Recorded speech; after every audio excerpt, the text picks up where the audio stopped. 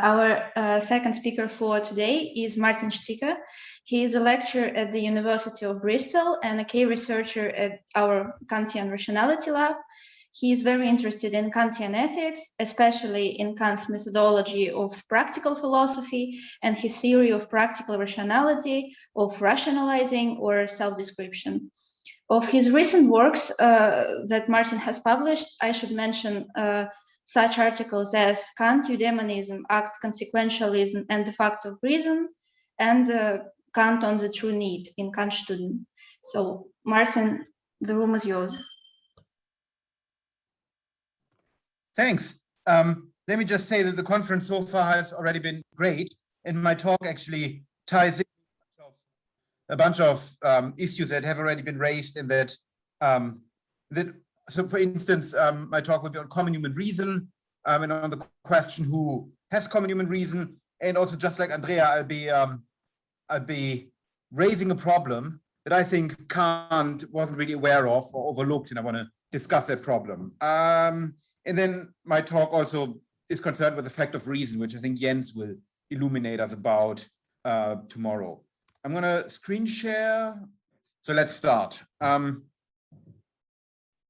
So what I want to do is I want to raise a problem that Kant himself and also a lot of Kantians don't pay enough attention to.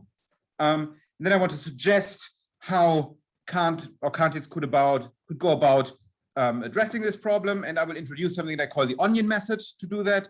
And then I will close with basically, if you buy into my solution, then you get another problem that I think is less severe, that I will raise and leave open for discussion. And what I hope is that whilst raising and discussing this problem for Kant, we will obtain a better understanding of Kant's methodological commitment. So what specifically Kant commits himself to when he says that his ethics is a systematization of common human reason. So just to remind you, in the groundwork, but also in other words, Kant really stresses that he has common human reason on his side, or that his ethics is just a systematization, vindication of our ordinary understanding of morality. So obviously, it's clear that's most apparent in the groundwork, which gives us a transition from common to philosophical moral cognition. In groundwork, that's groundwork 1, where we get this transition. In groundwork 1, Kant also says, for instance, that common human reason in its practical judging is actually in perfect agreement that we need a principle, a special principle of the will, namely never to proceed except in such a way that I could also will that my maxim should become a universal law. So interestingly here, that almost sounds like the formula of universal law. It's not the formula of universal law, but rather what Kant believes is a way for non-philosophically educated people to figure out moral problems. That's how he thinks ordinary people reason about morality. And then also, interestingly, we don't only get appeals to common human reason in groundwork 1, but also in other parts of Kant's works, where he, for instance, claims that the practical use of common human reason confirms the correctness of the groundwork 3 deduction. So even for the most abstract and complicated philosophical operation that we find in the groundwork, Kant claims that common human reason in some way is already on board with that or confirms the deduction. And then we also get remarks in the second critique. For instance, Kant claims that pure reason without the admixture of any empirical determining ground is practical of itself alone. This one had to be able to show from the most common practical use of reason. So what he claims here is that basically the fact of reason is something that can be elicited from common agents, rational agents who only can avail themselves of common human reason, but not of philosophical speculations. Then I want to introduce a notion that is very important for understanding Kant's ethics as well as anthropology, namely what I call enlightenment egalitarianism. That goes back to this famous passage where Kant talks about Rousseau, where he says that Kant used to despise the ignorant rabble, common agents, but Rousseau has had him right. Rousseau taught him to Rousseau helped to discover that every rational agent has a specific form of dignity just in virtue of their rational nature. And Kant claims that it is the goal of his philosophy to establish the rights of humanity. So I think the main idea of this Enlightenment egalitarianism is that human beings are equals when it comes to what matters most. And that is for Kant morality, that he also calls our highest vocation. This is an anti-elitist position, according to which human beings do not need experts or special forms of education for what matters most to their existence, namely the capacity to be moral. That doesn't mean they don't need any education, but if they need education or some kind of socialization, it's the kind of education or socialization that everyone typically gets without needing experts.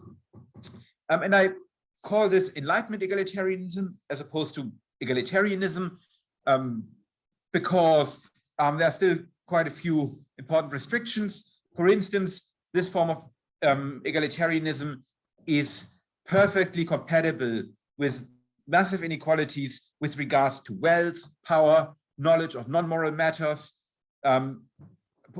including questions of how we apply obligatory ends. And it might also be compatible with inequalities amongst races, ethnicities, and sexes, as we can, at least if Kant's racist and sexist comments were serious and can't be explained away, then it seems that there is quite a bit of inegalitarianism in Kant's philosophy. But what Enlightenment egalitarianism specifically means is that rational beings are at least each other's equals when it comes to what matters most, namely morality. The aim of Kant's ethics is to present a theory that establishes and upholds human dignity by presenting, by systematizing and vindicating a theory according to which every human being is a competent moral agent and each other's equal on in the moral sphere, because every human being has a basic grasp of morality. So there is a sense in which Kant wants to do two things, basically. He wants to come up with a good ethical theory that has a solid foundation in metaphysics and in autonomy, and he also wants to present a theory according to which every human being, irregardless of their social position, power, money, is a competent moral agent. And we should also bear in mind that Kant's aim is profoundly practical. Ethics is supposed to make people better, to help people improve morally. And Kant thinks that in order to do that, to be able to do that, ethics must be able to speak to everyone, right? So if ethics was such that some people could not get on board with his theory because they don't share the basic assumptions at all, then it seems that his ethical theory cannot be practical for everyone, cannot help everyone improve morally. So that's why I think it's important for Kant that agents find their most essential moral commitments in this ethical theory. There is a sense in which there is a tension, right, between first, we have to come up with an ethical theory where everyone finds their most essential, or at least some of their most essential moral convictions such that they can be on board with my theory. And then secondly, we also want a well-justified, coherent theory. Kant assumes that both will fall together if we come up with a really good ethical theory, or if we come up with a theory that systematizes our most essential rational convictions, we will end up with the same theory, but it's not clear that this must be the case. Okay, now let's briefly look at reactions to Kant's enterprise. One is Nietzsche, relatively famous aphorism called Kant's joke. Nietzsche claims Kant wanted to prove in a way that would dumbfound the whole world that the whole world was right. That was the secret joke of his soul. He wrote against the scholars for the sake of the people's prejudice, but for scholars and not for the people. So we have here the idea that Kant wants to start from common human reason, but quickly his theory becomes so complicated, abstract, that it can't really be communicated again to common people and can't really serve its practical function because it's not really designed for common people, even though Kant wants it to be for common people. Pistorius, I think that's more interesting criticism, because Kant knew about Pistorius criticism. Pistorius claims that human beings' almost sole incentive is the inclination to pleasure and the aversion to pain. Kant's philosophy would not be able to be of any help in practice, for Kant's principle can never be made sense of as a binding law by the understanding of common and ordinary people, and in general, those who are not versed in speculative thought, nor can it have influence on the will of such people. So I think this is interesting for a number of reasons. First, Pistorius agrees with Kant, or concedes that we can make general statements about human actions or agency. So he is not a relativist who says, well, you know, in different cultures, people are very different. Can't just claim that he has a universal principle for ethics, or that you know, that applies to everyone equally. He does in principle concede that, but Pistorius thinks that Kant got his conception of common agents wrong. Right? Pistorius claims that humans' almost sole incentive is the inclination to pleasure and the aversion to pain. What's really interesting here is that Pistorius says almost. So Pistorius, in a way, is more careful than Kant. He doesn't make a very general statement to the effect that every rational human being can be motivated to action by reason alone. He leaves open that some agents could be motivated by reason alone, but he thinks that most agents can't. Most agents can only be motivated by inclination to pleasure, aversion to pain. That's really interesting, will become important for me, because that would suggest that if you present something like the gallows case to yourself in order to check whether you think it's plausible that you can act from reason alone against all your inclinations, Pistorius could concede that you say, well, in the gallows case, I know I ought to not lie in court, even if it costs my life, and I would hope that I did that in such a situation, even though I don't know, as a matter of fact, whether I would do it. Pistorius might say, well, maybe you're one of the lucky few who can act from reason alone, but most people just don't have that recognition of the moral law that you claim you have. In which case, it becomes an interesting empirical question how agents would react to this case, right? So it's not enough to show that at least one agent, I myself acknowledge the fact of reason when I'm presented with certain cases.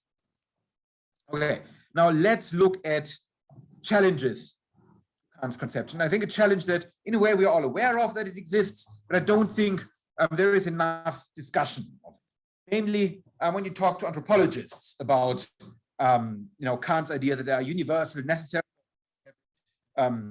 existed from the beginning of mankind, that will be, and that are valid for all cultures, they are usually very skeptical of that. And I've talked to a few colleagues of mine in the anthropology department. And often in anthropology nowadays, Kant is seen as a bit of a straw man type, unreflected universalist who is disproven by many empirical findings.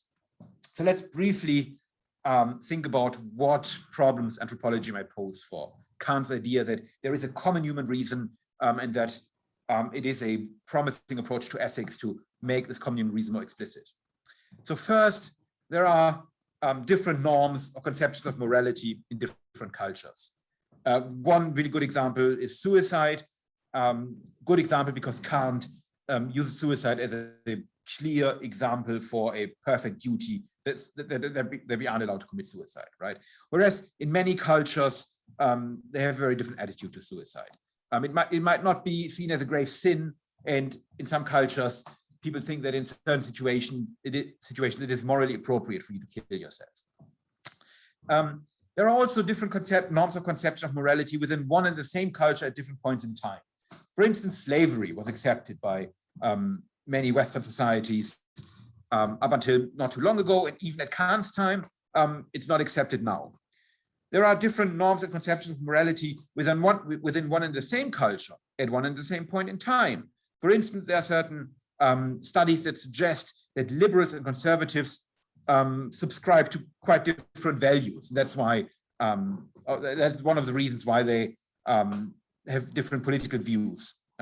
Typically, conservatives like authority, liberals like autonomy, creativity and that kind of stuff. Now, and here's the kicker, even if we could find universally accepted norms and values, and there are some anthropologists who do think that there are, for instance, 7 norms or values that we can find in every culture in different ways. So even if we could find universally shared values, they might be best explained as products of evolutionary development and just means of cooperation rather than universal a priori structures that come from our reason. Right. So basically, you might worry that if there's a lot of diversity amongst cultures or within one culture, that's bad for the idea that there's one common human reason that we all share in and that we can use as a basis for theorizing. You might also worry if there is stuff we share, it might not be the type of things that Kant needs for his theory. There might be other explanations than we partake in one common human reason. Let me make a few remarks about this problem. Firstly, of course, that the de facto plurality of norms, practices, conceptions of morality is not a problem for Kant alone, but for anyone who claims that the ethical theory is universal, has validity everywhere. However, I do think that the problem is in a way especially pressing for Kant because he maintains that his ethical theory systematizes what every rational human being already essentially knows, right? That's quite a strong claim. Take, for instance, Peter Singer as an example. He would maintain that some of the ideas that he draws on are universally shared. For instance, suffering is bad. So he's committed to maintaining that this is universally shared if he wants to claim his theory as a universally valid theory. But he's also quite willing to overturn a lot of our everyday convictions. For instance, that charity is supererogatory, or that we don't have to give money to the poor. It's nice if we do, right? So he's much more willing than Kant, at least you might think, to be a revisionist, to say that, well, maybe some of the values or some of the things I'm interested in are universal, a lot of them aren't, and a lot of them need to be overturned. Whereas it seems that if you at least look at many of the passages in Kant, he seems to maintain a much stronger connection to our everyday understanding of morality. Also, what I actually want to do is I want to argue that the connection isn't as strong as you might think, and that's the most promising way to defend Kant against this problem. What's interesting, before I turn to the solution, is that Kant actually was aware of many of these cultural differences, and that's from various lectures that Kant gave, where we find quite odd ideas about how other people live. For instance, Kant reports that in ancient Egypt, all rogues, except those who were Bedouins, were punished with death. Bedouins were punished by the chief of their tribe. Inuits supposedly strangulate their parents. Theft is legal in Africa. Child abandonment accepted in China, and in Brazil, children bury their parents alive. Now, even more interestingly, many of these passages where Kant reports these differences are followed by claims such as Montaigne, Mandeville, or Voltaire use that as evidence to claim that education is merely a product of habit, custom, or education. So it's really interesting that Kant was aware that other Enlightenment philosophers used these data about cultural diversity to propose a very different idea of what morality is all about than what he proposes. And interestingly, Kant never really tries to debunk this view.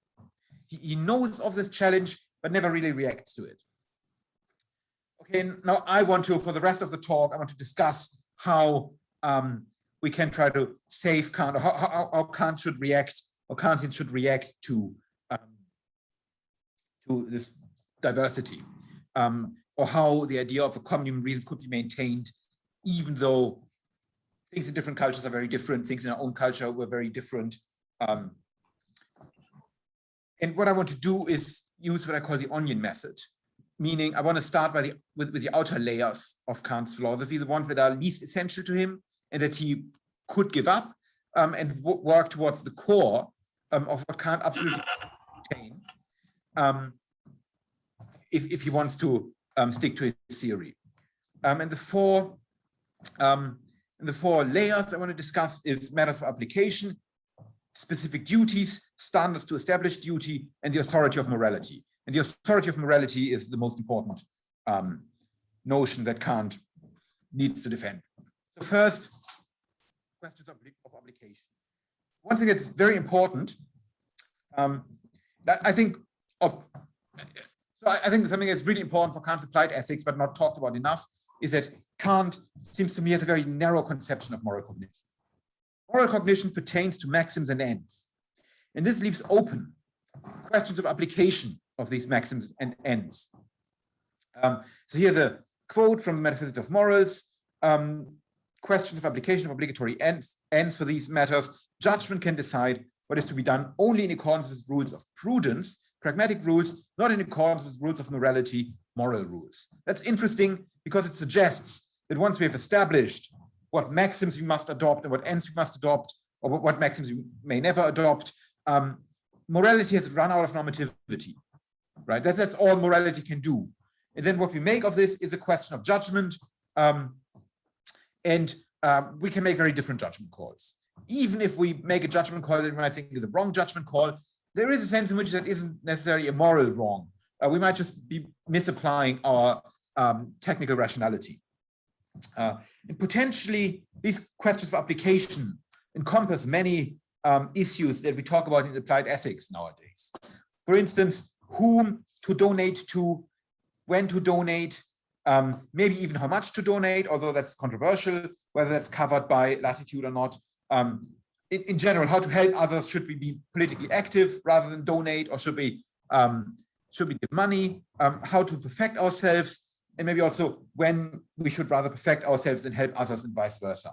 So these could all be substantive questions of applied ethics, but it seems to me that Kant would say these are matters of judgment, and they can differ vastly between cultures and also between individuals. Different cultures might have very different expectations. Some might think that you ought to always help your family first, or your village, and others think that you have a global responsibility and you should help where your help does the most good. And there might be other cultures where charity just isn't as important as in our culture, depending on their tradition and history. So this is not a problem for Kant if there's vast diversity in matters of application. What about duties, though? So I think that Kant is not committed, even his claims about common human reason do not commit him to the idea that all rational agents agree with each other and with Kant himself about what their specific duty is. And I think that that's a very good thing, because if Kant were committed to this, then that would massively fly in the face of pretty obvious cultural differences, such as that suicide was seen as very bad in a Christian context, but in other societies it was accepted or maybe even recommended in certain cases. Now, I think that this also means that Kant himself could give up some of the concrete duties he proposes as examples for to illustrate his principles. For instance, what he says about sex, all these duties in the Metaphysics of Morals, they just seem to be wrong, probably don't follow from Kant's principles. He could give them up, and he should. Maybe the same is true for suicide. I also should point out that I think there is a sense in which Kant was a minimal revisionist when it comes to common human reason. And I've argued for that in more detail in a paper in the European Journal a few years ago. Basically, if you look at groundwork 1, the examples you get in groundwork 1 for specific duties, and in groundwork 2 for the duties that follow from the categorical imperative, there are differences. For instance, groundwork 1, Kant says it is indirect duty to preserve your own happiness. That's his example for white duties to self. But then in groundwork 2, it's clear self-perfection is white duty to self. So I think what's going on here is that Kant in groundwork 1 lists some of the ideas or some of the things that common agents think is their duty, and they're quite good at that. They get it right most of the time. For instance, don't make lying promises. But they sometimes get it wrong slightly. For instance, when they think that preserving their happiness is duty. And then Kant, once he has introduced the categorical imperative, he corrects tacitly this conception of duties that the common agent has. It's a bit weird that he doesn't say that explicitly. I have some ideas of why that is, but it seems to me that Kant is at least open to make some minimal corrections when it comes to what the common agent actually thinks their specific duty is. And that's because it doesn't matter so much for Kant what the common agent thinks their specific duty is. What matters for Kant is the standards according to which they reason about duty and recognizing the authority of morality. And I think that that's important because, I mean, it is quite a natural idea that what ethicists would do is find out what people think is their duty and then try to come up with a principle from which these duties follow that would justify these duties. But that's not how Kant thinks about things. It's only of secondary importance for Kant what specific duties agents acknowledge. And I think that's also apparent in how groundwork 1 is structured, right? Where Kant starts with a very general idea, the goodwill, and he says that common agents already agree that only the goodwill is of unconditional importance, of unconditional value, and then he moves from the goodwill to duty, and then he basically describes how common agents go about establishing what their duty is, and he does that by telling a story about universality, how common agents already apply certain standards of universality to their reasoning. And then we get a few examples for these duties that common agents acknowledge. But I think what really matters is that common agents already acknowledge the unconditional goodness of the goodwill and that they can avail themselves of a non-consequentialist, non-eudaemonist standard to establish their duties. That's really what Kant wants to systematize. So let's move on to standards. The most important for Kant is universality, and I think I already said most about this. We have this common universalization test here in groundwork 1 that already looks a lot like Kant's categorical imperative, suspiciously a lot, I should say. So I think he does phrase common moral cognition a bit too much like the categorical imperative already to really be plausible.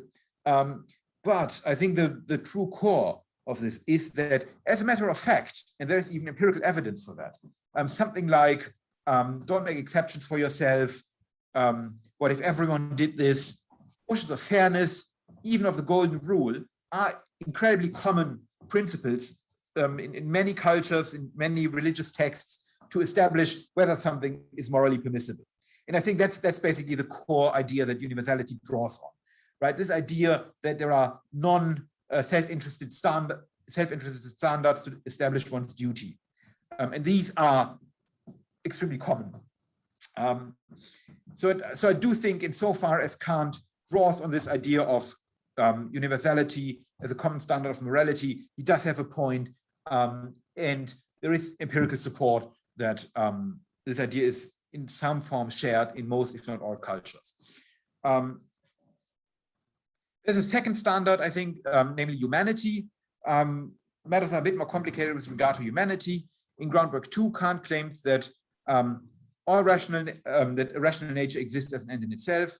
That is how a human being by necessity represents his own existence.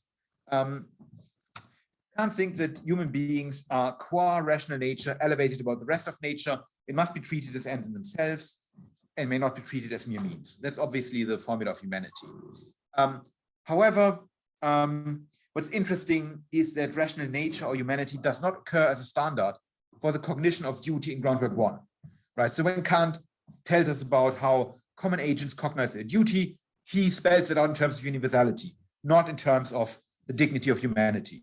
That's why I think this standard is less essential to Kant, because it's not as straightforward in common cognition of duty than universality. And I also think that there is less empirical support for this standard being universally shared. There are anthropologists who claim that respect is important in every culture, but this is usually respect for property or authority. It's not respect for someone's rational nature or for someone's humanity. Although I recently talked to a colleague of mine who works in Chinese philosophy, and he points out that at least some Chinese philosophers ancient Chinese philosophers, for instance, argue that you can't leave dead people unburied, unlike animals. You don't have to bury animals, but dead human beings, you owe them something. And I think that shows that there is at least a minimal recognition of human beings being different from other animals. So I think that it's a bit of an open question how, to what extent humanity is a universal value. And I'd actually be interested to hear a bit about that from you, if you have intuitions about that. Now, let's move to the most essential layer, namely authority, the core of morality. I think I'm probably running out of time, so I'm going to wrap up stuff. I'm going to be a bit quicker. I believe that Kant's main opponents are eudaimonists, meaning people who hold that, as a matter of fact, agents can only or almost only ever act for the sake of personal pleasure, well-being, and that pursuit of one's self-interest, well-being is therefore the point of morality. So morality should just tell people how to more efficiently pursue their own happiness. And so I think that's a much, if you look at Kant's text, that's a much more obvious target for Kant than, for instance, impartial act consequentialism, as we nowadays often contrast it with Kant. And one of the main arguments that Kant has against this position, that, for instance, Pistorius, whom I mentioned, subscribes to, is the fact of reason. Kant thinks that we can elicit the fact of reason in common agents, and the fact of reason, this shows that eudaimonism is wrong. The fact of reason reveals that agents can be motivated by something other than self-interest.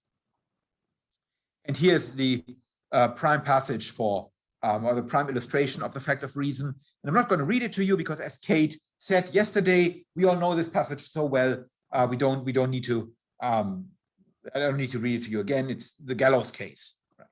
I think gallows, that's really controversial and really contrasts with Andreas' talk, who argued that there's nothing empirical about that. But I actually think that gallows is, in a way, almost an empirical experiment set up to confirm Kant's most essential claim, namely that rational agents already acknowledge that they can do something they think they ought to, and that this ought does not depend on self-interest. And I think that this case can be used to show that potentially many agents, or if it were the case that many or all agents indeed reacted to gallows scenarios in the way Kant describes, then this does cast considerable doubt on eudaimonism and would be a response to Pistorius' challenge that, as a matter of fact, most human beings can only act for the sake of personal pleasure, and therefore Kant's theory can't speak to them because they are not the kinds of creatures that Kant assumes we are. Now, I should make clear that this is not experimental philosophy in our sense, right? Kant doesn't think that we should hand out surveys as ethicists and remain neutral. Rather, he thinks that ethicists should guide a subject, ask questions, present various scenarios. For instance, we get that in The Most Hardened Scoundrel at the end of Groundwork 3, where Kant says this hardened scoundrel would only acknowledge the authority of morality after we confront her with repeated examples of moral goodness. So it's more like a Platonic dialogue. But I think the idea stands. If Kant can present, so if an ethicist can get agents to acknowledge that they can and should act for non-self-interested reasons, then this does count in favor of Kant's project, of the most fundamental aspect of Kant's project, and against his main opponents, eudaimonists. Then I have some empirical support for the fact of reason from studies, but I'm going to skip over that and basically conclude. So I propose a minimal reading of the fact of reason. So on my suggestion is that the fact of reason is plausible, but only if it is supposed to cast doubt on eudaimonism and not do more. So meaning my proposal contrasts with people who suggest that the fact of reason might be the experience of the categorical imperative as understood by Kant. I don't see that in the gallows case, right? In the gallows case, you just say that, if there's this duty for me, I acknowledge that I can and should act on it, no matter how that impacts my self-interest. and it leaves open how to spell out duty here, what the principle of duty is.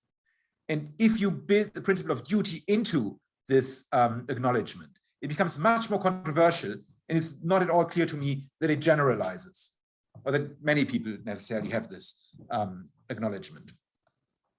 Let me summarize. I think Kant needs to absolutely maintain that we can already get agents, rational agents, to acknowledge the authority of morality. And he also needs to maintain that agents can avail themselves of some standards to determine what their duty is. And these standards have to be universally shared. I think it's not enough for Kant if agents just acknowledged the authority of duty, but had no idea what it actually was that duty required. Right? So they must at least be able to reason about morally relevant cases in the light of universality or humanity as a standard. But Kant can happily concede that agents might arrive at different results, they might misapply standards, or common universalization tests about what we owe to rational beings might be different in different cultures. For instance, because one culture thinks that a human being absolutely needs to have certain human rights respected, whereas another culture might have a very different idea of what a dignified human existence looks like. And then also matters of application, and these are potentially, a lot of cases are wide open, and there can be vast differences. Now, last slide, let me finish with a problem. I think Kant's ethics is not the only non-eudaemonist conception of morality. Impartial consequentialism is non-eudaemonist in the sense that it doesn't maintain that morality is about my own happiness, right? It's about universal happiness. And I think that impartial consequentialists could accept the fact of reason, because it supports their theory against egoistic eudaimonism. And then they could maintain that the normative principle we should accept is a consequentialist one. So on a thin reading, the fact of reason seems plausible as a universal acknowledgement, or at least more plausible than on a more substantive reading, but it does not yet show that we must be Kantians. It only shows that we probably shouldn't be eudaimonists. And in order to distinguish his own theory from other non-eudaimonist principles, Kant needs to present additional and substantive arguments. And of course, we find some of these arguments in Kant, for instance, that consequences are never, we can never really foresee what consequences are. And that's it. Thanks for your attention. Great talk. Thank you very much. I learned much about the fact of reason that I didn't understand yet. But and I agree about your approach of viewing much of Kant's moral philosophy in a minimalist way. But one thing that I don't see how you reconstruct that, or whether you have reconstructed that, is the very, and I'm speaking here in Kant's position, the very deep fact of human life that he coins with the term unsocial sociability. Yeah, he writes that nature has planted in us the seeds of discord so that we may develop concord out of our own reason in various passages. That's in the same time, or at least since the same time when he's writing the groundwork of the metaphysics of morals. I'm appealing to the essay on idea of universal history, for instance, and his lectures on anthropology in the 1780s. It seems to me that unsocial sociability is not something that you can overcome by just appealing to common human reason, as you described it. And that it is not clear to me how we can overcome unsocial sociability, or the discord that is implanted in part of unsocial sociability, without any kind of moral education. That's the core question. How do you? Because you said at the beginning, you quoted Kant in the groundwork saying that you don't need education to grasp. Yeah, I think what he means is you don't need special education. So I'm with Kate that you need some kind of socialization or education, but you don't need to go to university, for instance. I think that's so. I think the opponent here might be Wolf or other supposed elitists who think that academic philosophers know better what how people ought to act, and they should tell people, right? And Kant thinks that super against his idea of enlightenment, against thinking for yourself. It's very problematic from a political perspective as well, if there were these experts.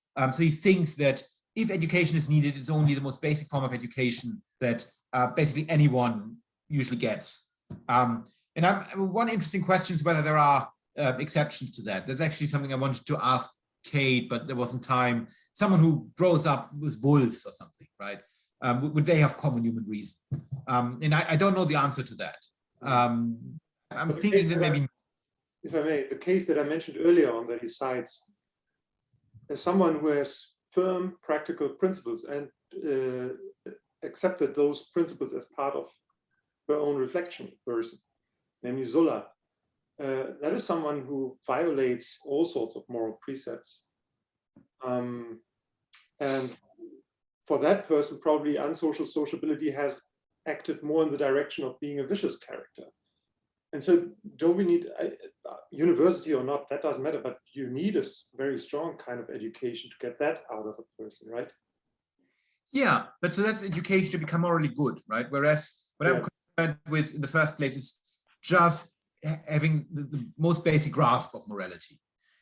Kant would say that if Zola is a rational agent at all, he could be brought to acknowledge that there are cases where they ought to act against their self-interest, and because they acknowledge something is morally good, right? If you sit him down, and it's not an actual that speaks to his actual inclinations, but just a hypothetical case, and Kant describes well enough what's going on, then he can get the most hardened scoundrel or Zola to admit that morality has a special status.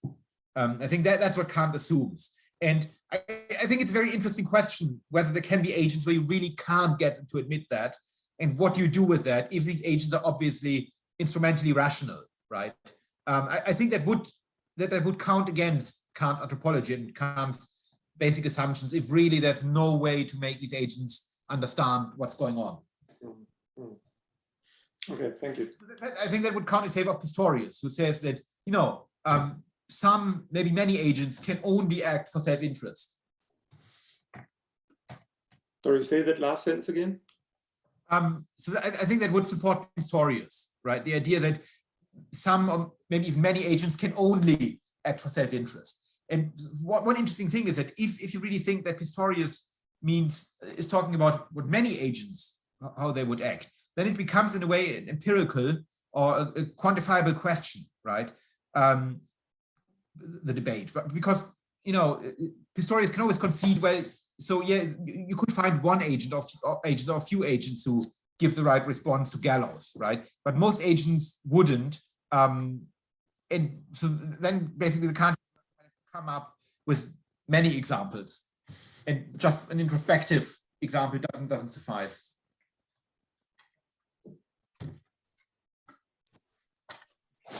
Thank you.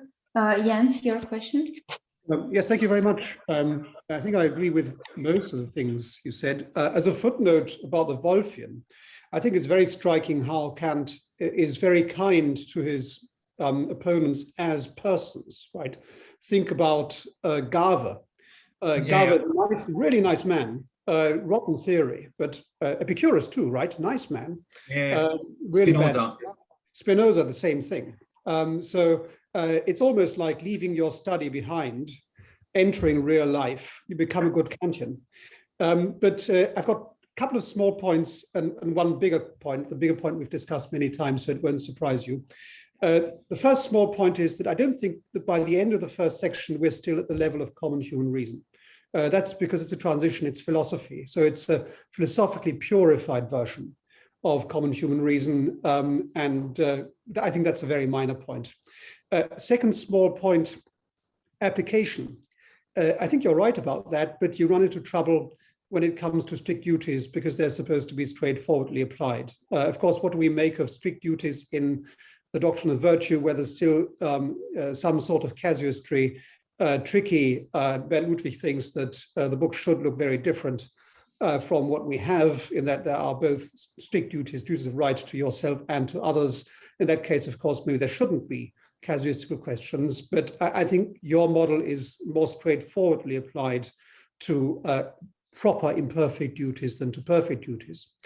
And the main point, well, I don't think Kant really needs agreement throughout about moral norms. What he needs is something like people can't undividedly have mistaken views, i.e., they can be fairly widespread, they can be ingrained in society, but really, if they think about things properly, conscience will speak up and say, are you sure about this?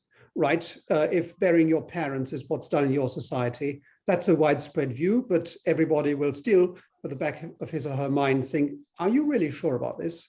Same about suicide. Can the most rampant libertarian undividedly say that there's no duty of beneficence? Of course not, right? So in a way, cultural variation is neither here nor there, as long as you can't hold those views undividedly.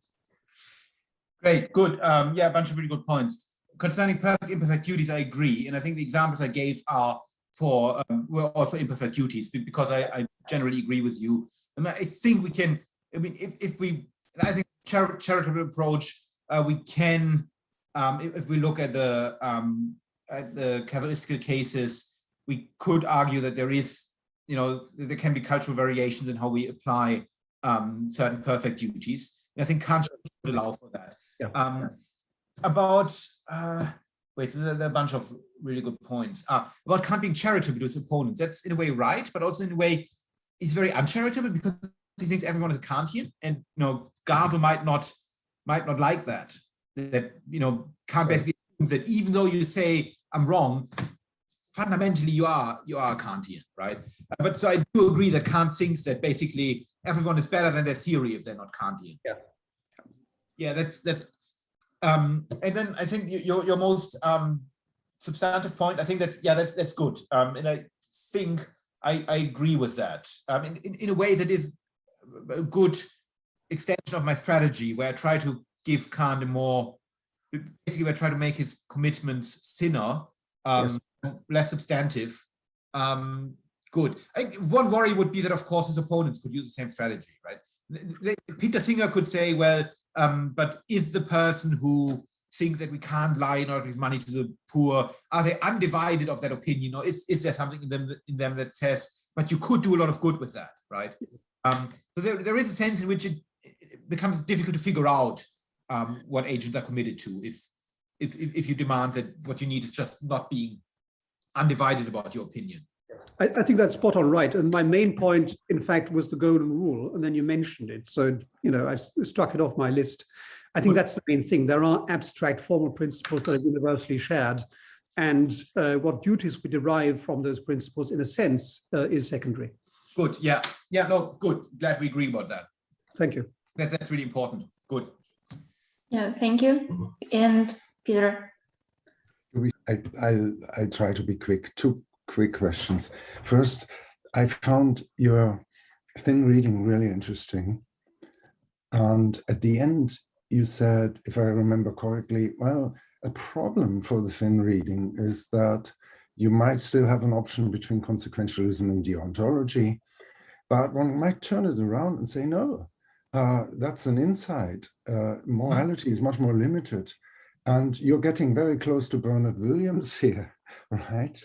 At some point, what we take to be moral questions are really ethical questions, and morality is more limited. So I wonder whether you have any sympathies for that kind of turning an apparent problem into a virtue. The second question is about disagreements in morality.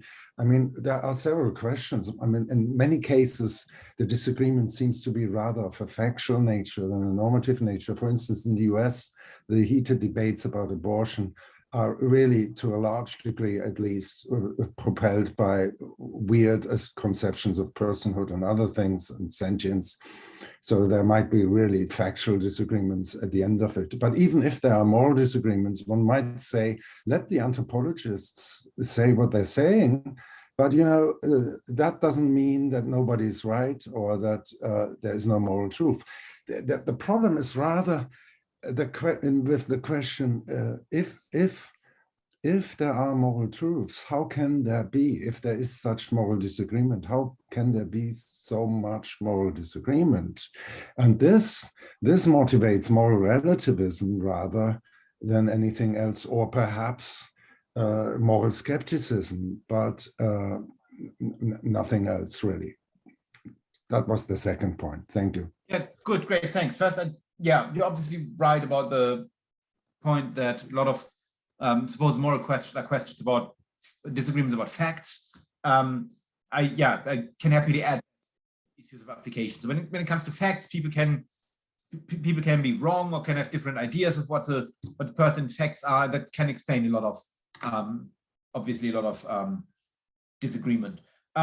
Your first point, that's really interesting. I never thought about it like that. So what I thought might be going on is that both Kantianism and consequentialism are actually pretty good theories.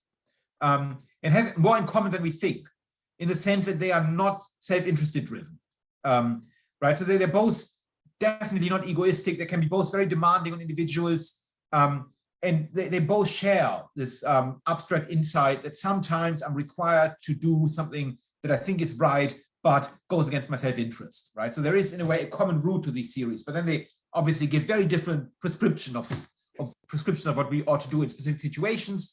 And we can have a debate about whether, in many cases, some of these prescriptions are counterintuitive and one theory might be better than the other one. So in so far, I think this might not be a problem, but it might be an insight about what certain moral theories have in common. So I don't quite see how that ties into the Bernard Williams type turn from morality to ethics, but I do have a story about how this changes the dialectic between Kantians and consequentialists.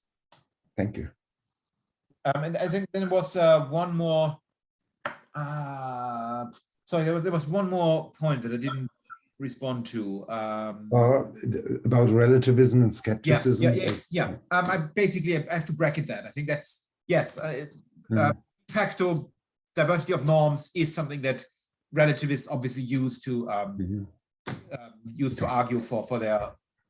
Yeah, and in a way, there is a sense in which, to some extent, they are right when it comes to application, for instance, right? There might not be a moral fact of the matter how to best apply imperfect duties.